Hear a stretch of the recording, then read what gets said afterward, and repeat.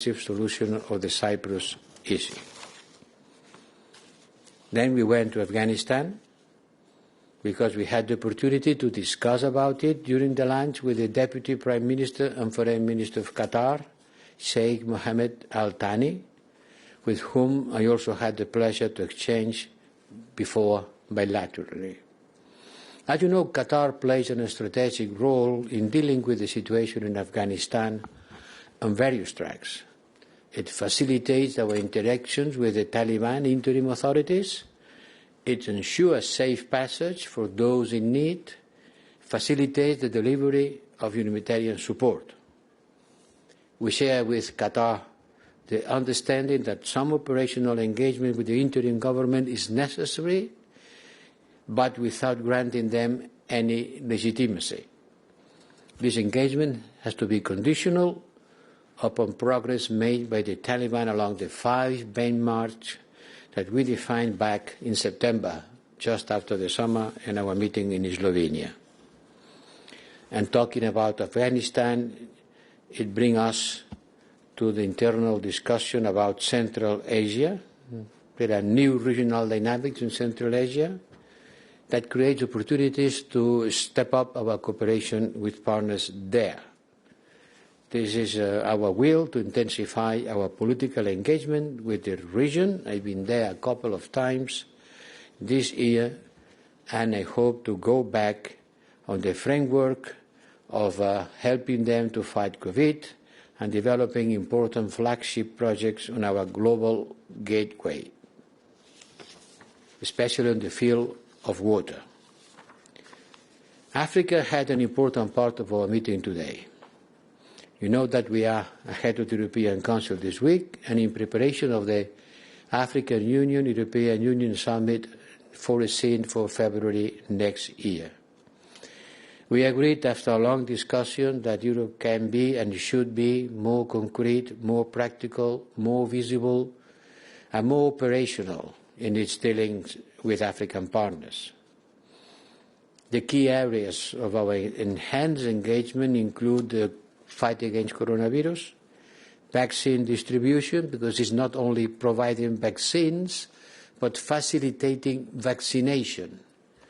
If you store vaccines and don't use them, you need to vaccinate. And vaccinate requires vaccines, certainly, but also logistic capability of the health system. Engagement on peace, security, more and more important in Africa, good governance, green and digital recovery, once again the initiative of our global gateway, and better cooperation in multilateral fora.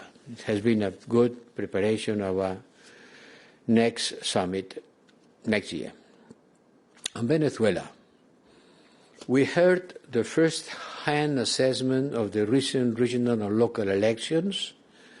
We invited the chief observer of the European Electoral Observation Mission, the member of the European Parliament, Isabel Santos, who made a wonderful presentation of the mission, how it was, the obstacles, the problems, the results. I want to congratulate Isabel Santos and all the team of this Electoral Observation Mission for the extraordinary work they've done. The ministers agreed that we will continue to promote democratic transition in Venezuela. All interventions were very much supportive of the decision of sending these electoral missions, because the ultimate goal remains a Venezuela-led solution to a crisis through an inclusive and transparent elections at all levels. We have to talk about Ethiopia, because the conflict in the country has further worsened, expanded, producing a devastating humanitarian crisis. It undermines not only the stability of Ethiopia, but on the entire region. Only a political solution can reverse the negative and dangerous dynamics we are seeing now, and all efforts of the European Union and international like-minded actors, notably the African Union, Kenya and the US, should be directed towards achieving a ceasefire and bringing the warring parties to the negotiation table. Only 10% of the humanitarian help needed in the north of Ethiopia is reaching the people in need, only 10%. There are more than 9 million people starving in the north of Ethiopia.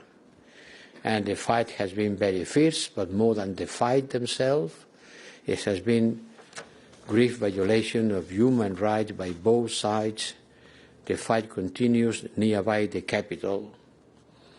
And I want to stress that being this my last press conference this year, I want to recognize that Ethiopia is one of the issues that we have debated the most this year. And it is also one of my biggest frustrations because we were not able to react properly to the large-scale human rights violations, mass rapes, using sexual violence as a war arm, killings, and concentration camps based on ethnic belonging. We haven't been able to stop it. And we haven't been able neither to take coercive measures due to the lack of unanimity in the Council. This is a frustration, but on the other hand, there were situations where we managed to reverse negative developments and prevent a crisis from erupting fully. This is the case of the migration situation at the borders with Belarus. Through intense diplomatic reach out, we have been able to stop the flow into Belarus and to the European borders of migrants being cheated and being sent there with a false promise of finding their way to Europe. We cut the flow in. Lukashenko has not got their purpose. Now it's he who is in trouble. And this shows that when we act together, united, we can achieve results.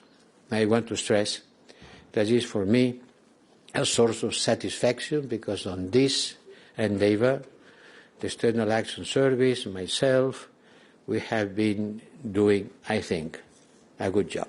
Every week you will have a report of our relations with 24 countries that were the origin of this flow of migrants, and you will see there which is the situation. That's what we have been trying to do in 2021.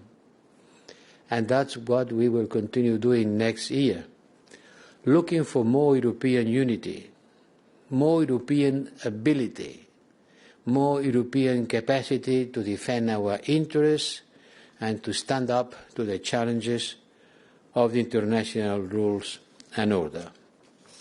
And it has been also satisfaction to share with you during this year the development of the Foreign Affairs Council. I remain at your disposal. Thank you very much, High Representative. Now your questions. First one, Maria, you can use the microphone in the middle.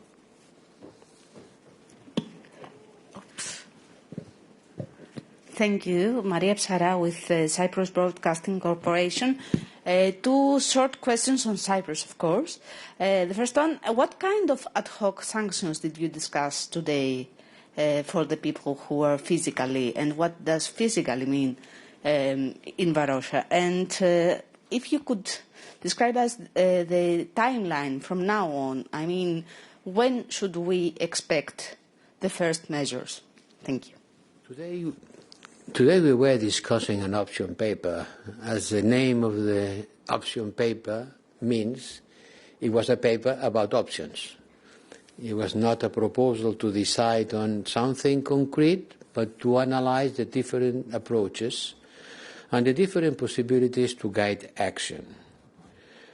And this discussion conducted to a decision to start working on a new legal framework especially fitted for the situation rising in Varosha. This could lead to sanctions, but first the COREPER has to study, to evaluate closely the different proposals and in particular start working on that.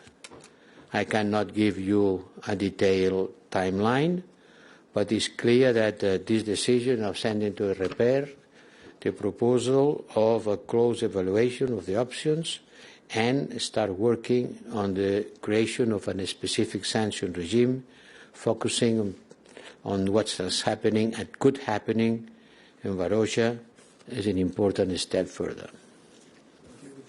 Thank you. We take a question from colleagues who are joining remotely. I've seen the first hand by Finbar. Finbar, you can wait a few seconds until your mic will be open. Your mic is open. You can ask your question. Thank you, Peter. Thanks, HRVP.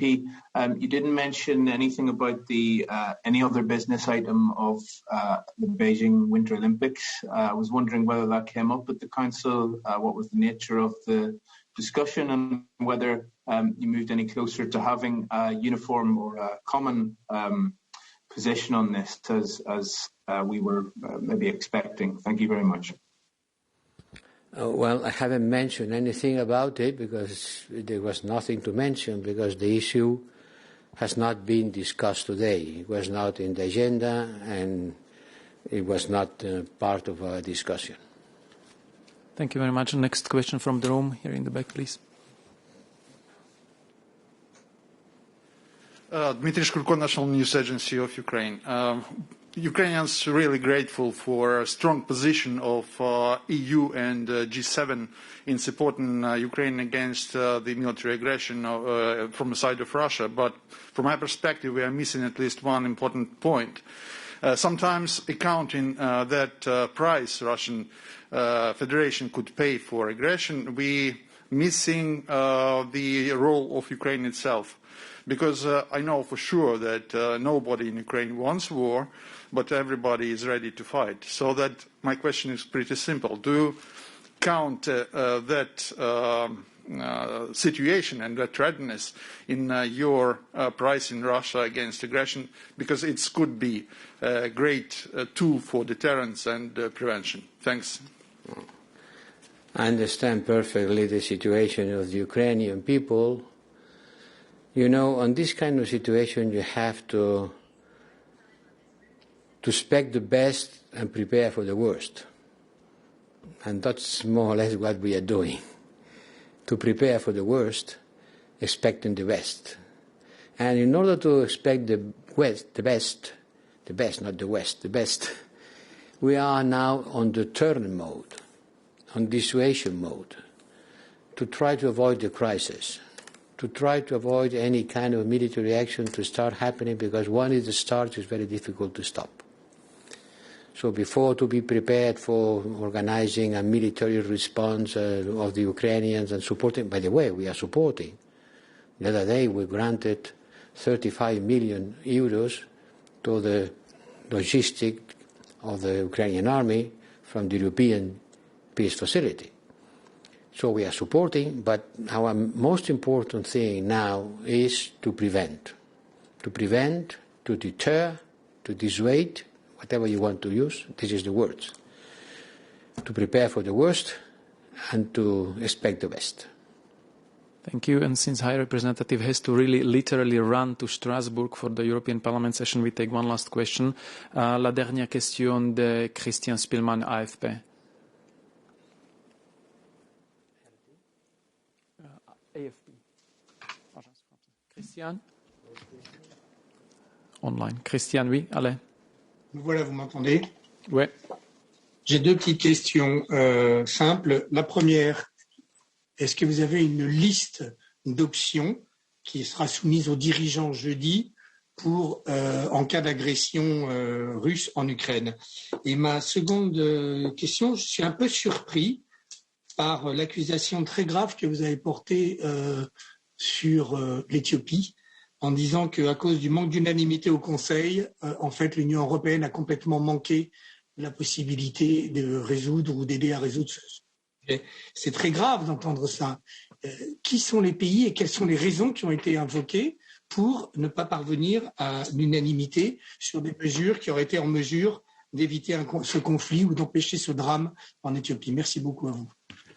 Non, je n'ai pas dit que les mesures auraient été en mesure d'éviter les drames éthiopiens. Ah, si on avait eu des mesures capables d'éviter ça. Non, j'ai parlé de ma frustration personnelle. parce que j'ai parlé à titre personnel, parce que, à mon avis, dans le cas de l'Éthiopie, il aurait fallu prendre des mesures restrictives, mais beaucoup de pays ne l'ont pas considéré une solution adéquate. Ce n'est pas la première fois que ça arrive. Et donc, il n'y a pas eu d'unanimité pour prendre des mesures restrictives. Mais d'ici à croire que si on avait fait ça, on aurait arrêté les drames éthiopiens, il y a une énorme distance. Malheureusement, peut-être, non, sans doute, ça n'aurait pas arrêté, mais ça aurait été, à mon avis, ça aurait conditionné le comportement des acteurs. Mais n'extrapolez pas. Ne dites pas que si on n'avait plus ces mesures, on aurait évité les drames éthiopiens, parce que pour éviter les drames éthiopiens, il faut beaucoup plus que les mesures coercitives qu'on aurait pu prendre dans l'Union européenne. Et je voudrais remarquer l'intensité de ces drames, qu'il y a déjà une année qui dure, qui a fait des milliers de victimes, où on a vu la violence sexuelle massive convertie dans une arme de guerre, la famine convertie dans une arme de guerre, de violents accrochages, de tueries. Je me demande l'effort qu'il va demander pour l'Éthiopie guérir les blessures de cette guerre. Et nous, ce qu'on a, c'est une série de scénarios que le Conseil va regarder, va étudier différentes possibilités, et pour chaque possibilité, des possibles mesures à prendre. C'est une étude classique.